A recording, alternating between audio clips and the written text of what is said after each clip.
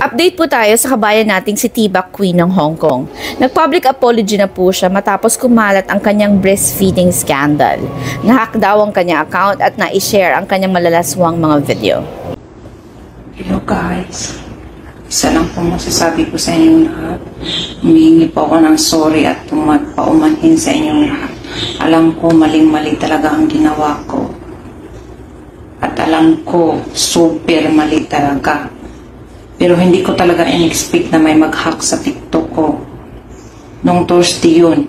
Kahit tingnan nyo pa yung bagong TikTok ko, yung account TikTok ko, yung hinak na TikTok account ko is 8K followers yun. Ngayon, bago lang. 7 lang ata yung followers ko. Hindi ko talaga alam at hindi ko rin intensyon na ipagkalat ang sarili kong video. Dahil simula pa dati, yes, nagsisend ako sa mga kaibigan ko. Pero hindi ko na inulit yun. Simula nung yung sinabi ng isang kaibigan ko, bla bla bla, sinasabi niya, kaya hindi na ako nagsishare. At wala akong sinuman na sininda na video na yun. Akin lang talaga sa TikTok. At hindi ko rin ipinopost sa TikTok na public post. Only me. I mean private post lang. Hindi sa lahat. Hindi ko rin gusto nyo makita yung skandal ko. Sino bang may gusto na makakita ng skandal ko? Para lang sa akin yun. Kaya po humihingi po ako sa inyo ng paumanhin.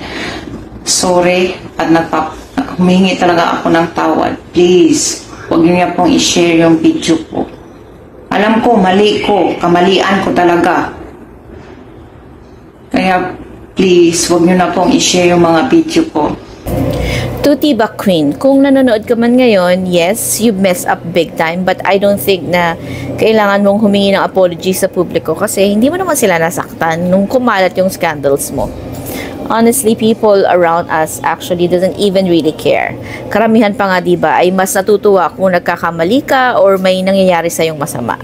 But rather, make an apology to yourself for not loving yourself first or for hurting yourself. At mas dapat humingi ka ng apology to your family. Kasi sila yung mas sasaktan at affected sa mga nangyayari sa iyo ngayon. Ang importante naman ay yung ma-realize mo kung ano yung nagawa mong mali at yung matuto ka ba dun sa pagkakamaling yun.